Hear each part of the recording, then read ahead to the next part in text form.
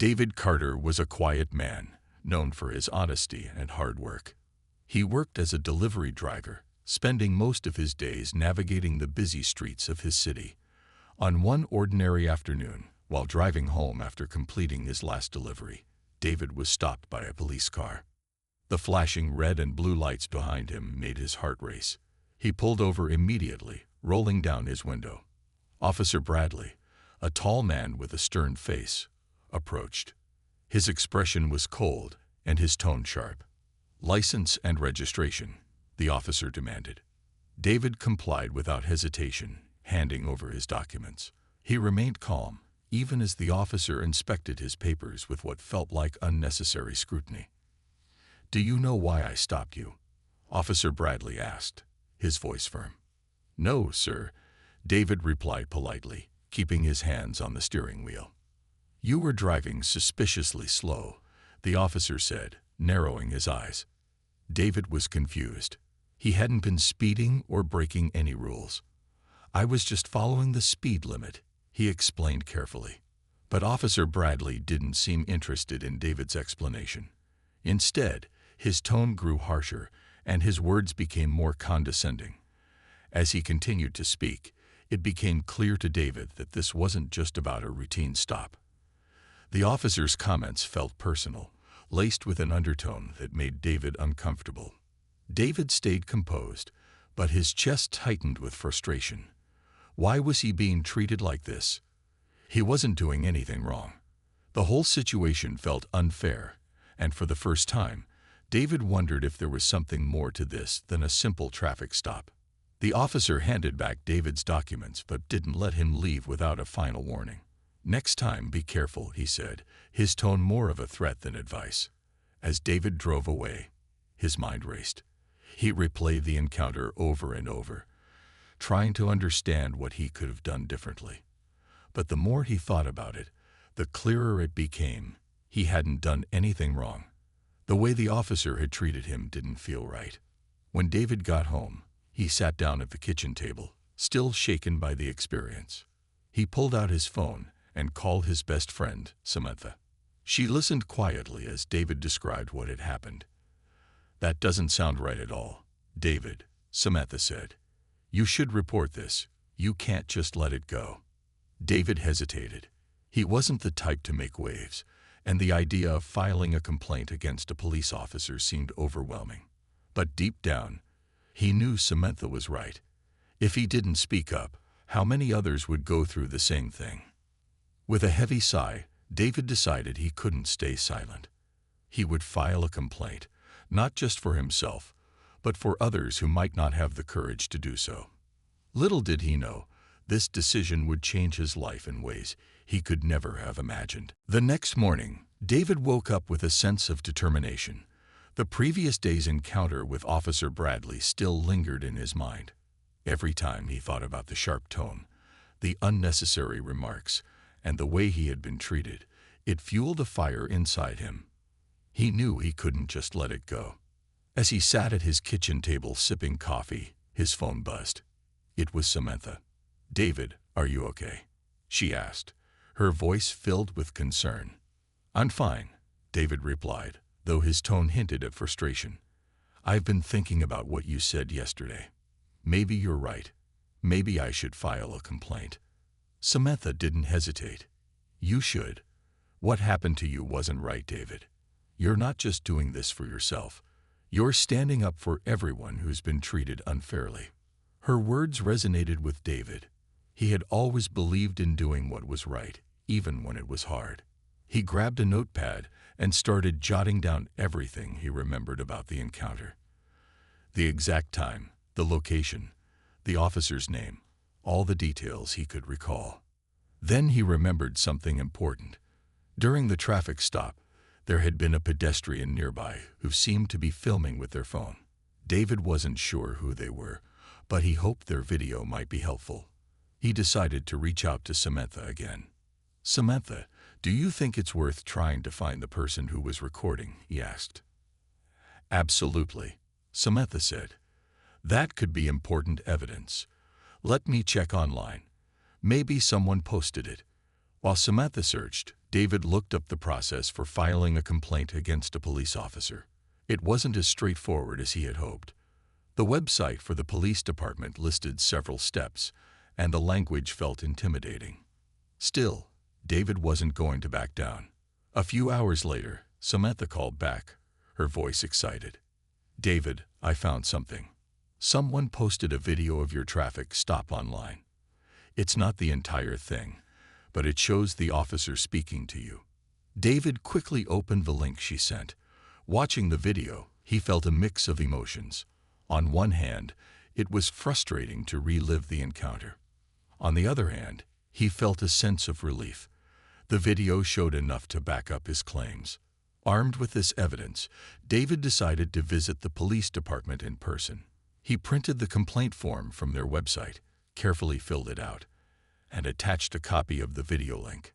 As he prepared to leave, he felt a knot in his stomach. Filing the complaint felt like stepping into uncharted territory. But as he looked in the mirror, he reminded himself of something Samantha had said: "You're standing up for what's right." With a deep breath, David grabbed his folder and headed out the door. Little did he know, his decision to act would set off a chain of events he could never have imagined. David walked into the police department, his heart pounding like a drum. The building was busy, with officers and civilians moving about. He clutched his folder tightly, feeling a mix of nervousness and determination. Filing a complaint against a police officer wasn't something he ever thought he'd have to do, but he reminded himself why he was here. It wasn't just about him. It was about doing the right thing. As he approached the front desk, a receptionist looked up. She was a middle-aged woman with a stern expression. "Can I help you?" she asked in a monotone voice. "Yes," David said, clearing his throat. "I'm here to file a complaint about an incident with an officer." Her expression didn't change, but she handed him a clipboard with a blank form. "Fill this out," she said curtly, pointing to a bench nearby.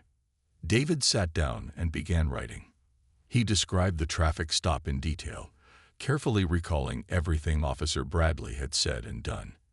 He attached a printed copy of the video link that Samantha had found, hoping it would strengthen his case.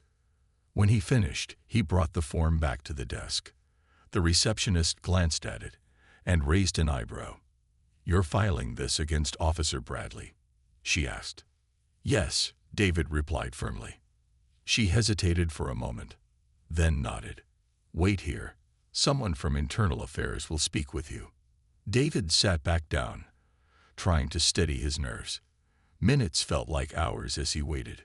Finally, a man in a plain suit walked over.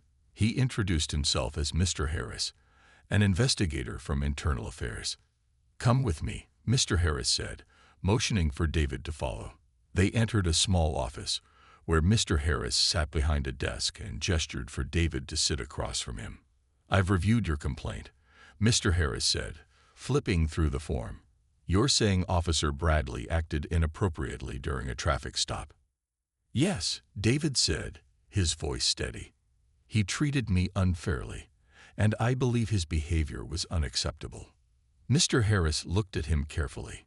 "Do you have any evidence to support your claim?" David took a deep breath and handed over the video link. This was recorded by someone nearby. It shows part of what happened. Mr. Harris watched the video on his computer, his face unreadable. When it ended, he leaned back in his chair. "I'll be honest with you, Mr. Carter. Complaints like this aren't easy to prove. Officers deal with a lot of situations, and things can get tense." David felt his frustration rise, but kept his tone calm. "I understand, but this isn't about tension. It's about how I was treated. I deserve respect, just like anyone else." Mr. Harris nodded slowly. "We'll look into it. I can't make any promises, but we'll review the evidence." As David left the office, he felt a small sense of relief. He had taken the first step. But as he walked out of the building, he couldn't shake the feeling that this was only the beginning. David thought that filing his complaint would bring him closer to the justice he felt he deserved. But after a few days, the situation began to take a strange turn. Instead of feeling like he was making progress, He started to feel like he was being pulled deeper into a web of confusion and frustration. It all began with a letter. David was at home when he opened an envelope from the police department. Inside, it wasn't an acknowledgement of his complaint as he had expected. Instead, it was a formal notice asking him to attend a follow-up meeting at the precinct. The letter was vague and didn't explain why they needed to meet, but it made David uneasy. He decided to go anyway, hoping that this was just a normal part of the process. When he arrived at the precinct, the atmosphere felt different from before. The receptionist, who had been friendly during his first visit, now barely looked up as he entered. She handed him a visitor's pass without a word, and David couldn't shake the feeling that something was off.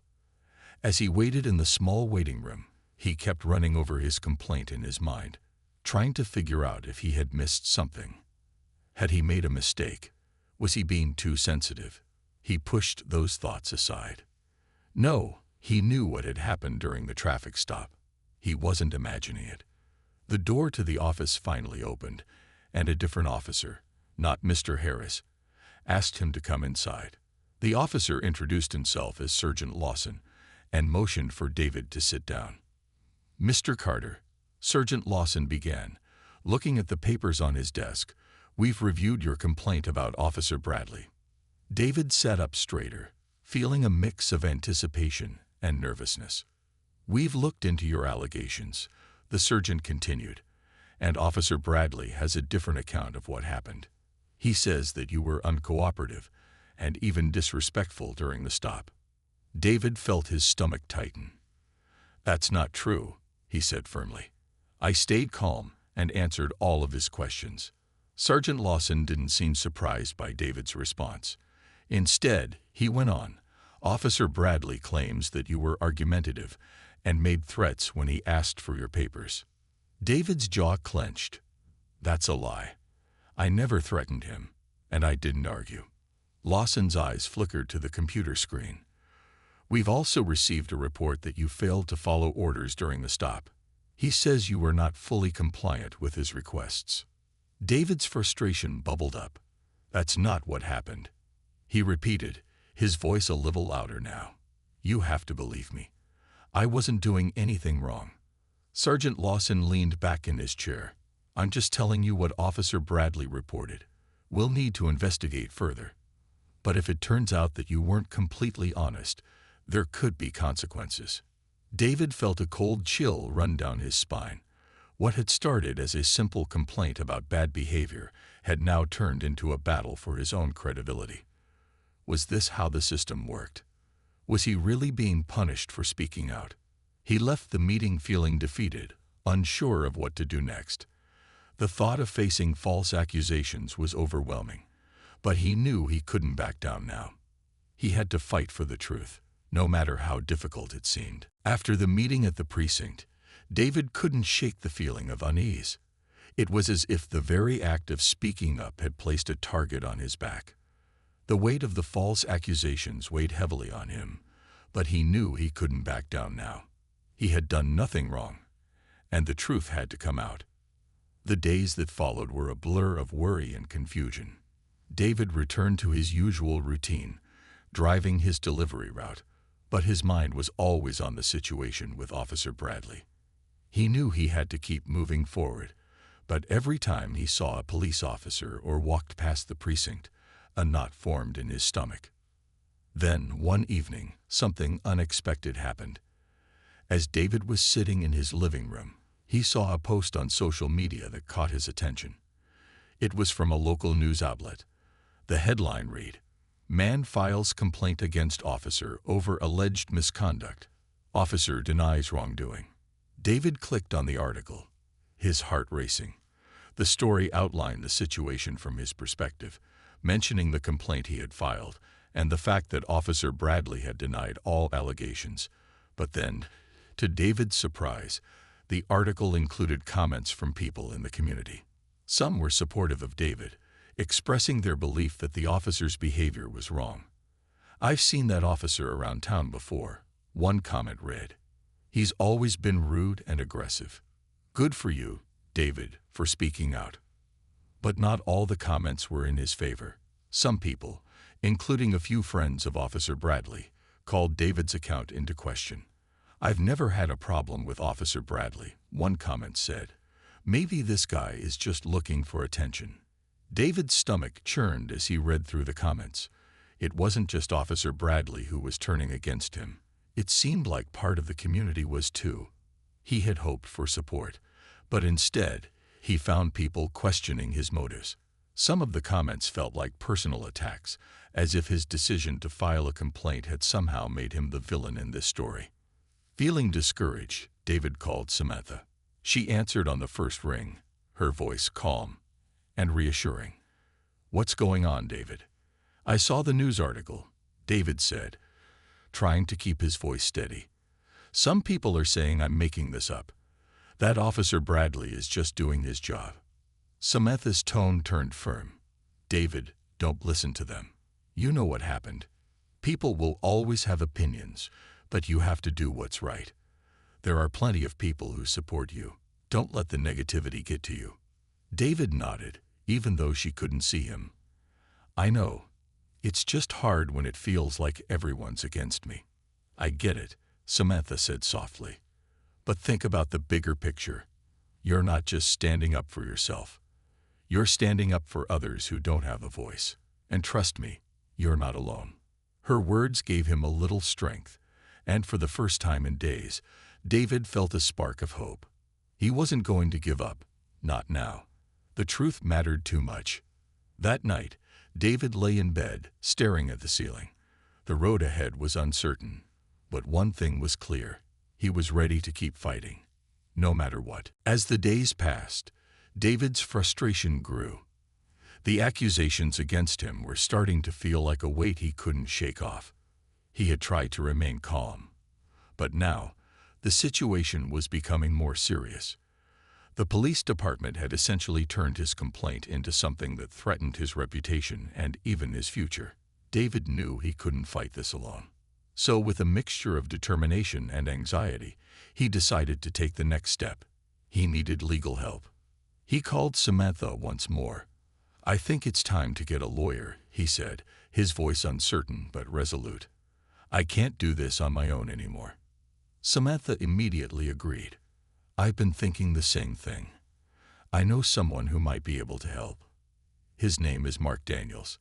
He's a lawyer who specializes in civil rights cases. I'll call him and let you know." A few hours later, Samantha called back with good news. "I spoke to Mark, and he wants to meet with you. He's free tomorrow afternoon." David felt a small sense of relief wash over him. It wasn't much, but it was a step in the right direction.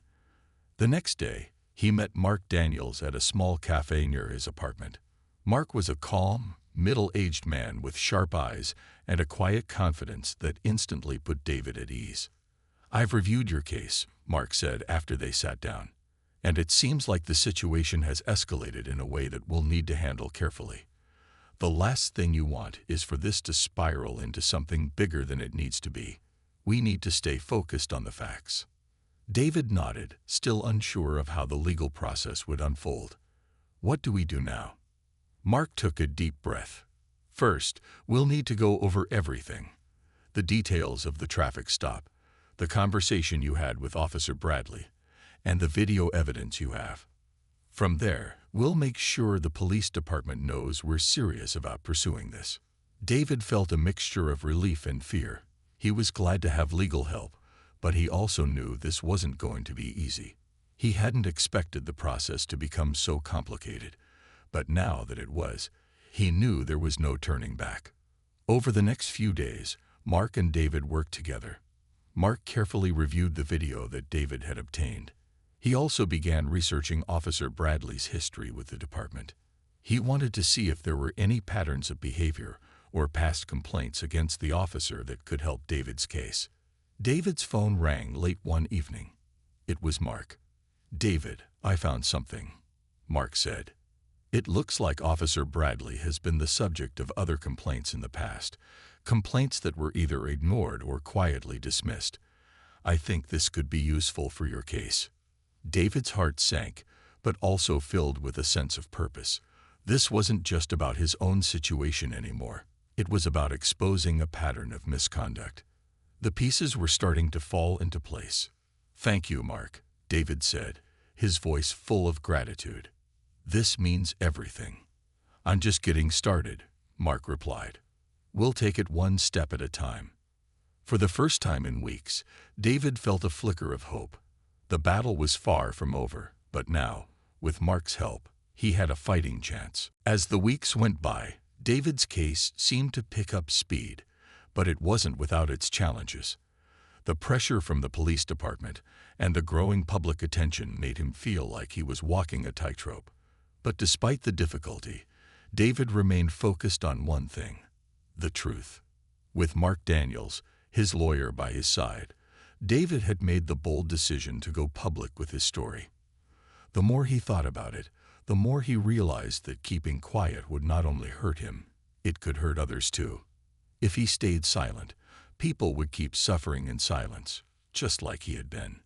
Mark had advised him to be cautious, but David was determined. He knew that sharing his experience could help expose the truth. And so, David sat down with a local reporter, Rachel Stevens, who had been following the case. Rachel was known for her fair, honest reporting, and David felt she would tell his story the way it needed to be told. The interview was held in a small cafe, and David felt nervous as Rachel set up her camera. She smiled kindly to reassure him. "Take your time, David," she said gently. David took a deep breath. He started by explaining the traffic stop with Officer Bradley, recounting the details as clearly as he could. He talked about how he had done nothing wrong, but was treated with disrespect. He shared his frustration and his decision to file a complaint, and how he had hoped that it would lead to change. "The more I thought about it," David said during the interview, "the more I realized that this isn't just about me. It's about making sure no one else has to go through this. I've heard stories from other people who've had similar experiences, and they've stayed quiet because they're afraid. I don't want to be afraid anymore." Rachel's pen moved quickly as she wrote down his words. "Thank you for sharing this, David," she said once the interview was over. "We'll make sure your story gets out there." The article was published the next day, and the response was overwhelming. The community's reactions were mixed, but many people stood behind David. They praised him for speaking up, for being brave in the face of adversity. A few local activists reached out to him, offering their support, and David began to feel the strength of a community rallying behind him. But with the support came more pressure. Officer Bradley's supporters, including some in the community, began to speak out against David. They called him a troublemaker, someone who was trying to ruin an officer's career. Some even accused him of exaggerating the situation. David could feel the weight of these negative comments, but he refused to let them break him. He reminded himself why he had started this journey in the first place. It wasn't just about fighting for his own dignity. It was about standing up for what was right. Samantha continued to encourage him, often calling to check in. "You're doing the right thing, David," she would say. "Don't let the negativity get to you. People are noticing you. You're making a difference." David felt the truth of her words. The more people heard his story, the more they understood. His bravery was beginning to spark something bigger, something that could change the way things were done. But David knew that the real fight was still ahead. The courtroom was packed with people when David walked in for the hearing. His heart beat loudly in his chest, and the nervous energy was almost overwhelming. This was it, the moment he had been waiting for, the moment where his fight for justice would be decided. He had never imagined his small traffic stop would lead him here, but now he had to stand strong. Samantha was sitting in the front row, offering a reassuring smile as David made his way to the witness stand. His lawyer, Mark Daniels, was already there, talking quietly to the judge and preparing for the start of the hearing. David took a deep breath and settled into the witness chair, his hands slightly trembling. He knew that this was his chance to tell his side of the story in front of everyone, to make sure the truth was heard. As the judge called the court to order, the room fell silent. The first to speak was the prosecutor, who represented the police department. She stood up and addressed the court. Ladies and gentlemen, we are here today because of the complaint filed by Mr. David Carter against Officer Bradley. Mr. Carter claims that Officer Bradley was disrespectful during a routine traffic stop. However, as we will show, Mr. Carter's own behavior was questionable, and his accusations against Officer Bradley are without merit. David's stomach tightened. He had expected this, but hearing it out loud made it all the more real. He looked over at Officer Bradley, who sat quietly with his lawyer at the table. The officer's face was calm, but David could see the tension in his jaw. It was clear that this was not just a routine matter for either of them. Mark Daniels stood up, his voice calm but firm. Your Honor, we are here today to provide evidence of the truth. Mr. Carter is an honest man who only wants the truth to be acknowledged. The video evidence we have will show that Officer Bradley's actions were, in fact, far from routine. Mr. Carter was treated unfairly, and we intend to prove that. David's breath caught as Mark motioned to the screen where the video from the traffic stop was displayed. The footage played for the court, showing the officer's behavior and the way David had been spoken to. There was no mistaking the harsh tone of Officer Bradley or the dismissive way he had treated David. As the video ended, the room fell into a tense silence. David watched carefully as the judge and the jurors took notes, their expressions thoughtful. He could see that they were taking the evidence seriously. This was his chance to show everyone the truth. Mark turned back to David. Mr. Carter, please tell the court what happened during the traffic stop. David cleared his throat and began recounting everything. The way Officer Bradley had spoken to him, the false accusations, and the way he had been made to feel inferior for simply being in the wrong place at the wrong time. He spoke clearly, his voice steady now. He had practiced his story countless times, but speaking in the courtroom felt different. It was his moment to show the world that he wasn't just another person who had been unfairly treated by the system. When he finished, there was a long pause. The prosecutor then rose to cross-examine him, but David stayed focused. He knew this was just the beginning of the battle. But with every word he spoke, he felt a little stronger. This was more than just a complaint now. This was a fight for his dignity, his truth, and a stand against injustice. The trial had dragged on for days, but David's moment finally came. After hearing all the evidence, the judge instructed everyone to leave the courtroom while they deliberated. David sat with Mark, his lawyer, in the quiet waiting room. His thoughts raced, but all he could do was wait.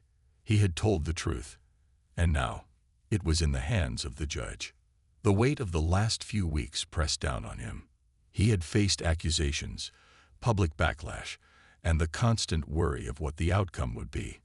Yet through it all, he knew he had done the right thing. He had stood up for himself and others who had been unfairly treated, even when it felt impossible. Finally, the door opened, and the court officers returned to call everyone back to the courtroom. David stood up, his heart pounding once more. He followed Mark down the hall and back into the room. The judge was already seated, and the jury was ready to deliver their decision. Ladies and gentlemen, the judge said, we have reviewed all the evidence presented in this case. After careful consideration, we find that Officer Bradley's actions were, in fact, inappropriate during the traffic stop. Mr. Carter was treated unfairly, and the complaint he filed is valid. We also acknowledge the video evidence provided, which clearly shows the officer's behavior. David's breath caught in his throat. He couldn't believe what he was hearing. The words he had hoped for were finally coming true. The judge continued.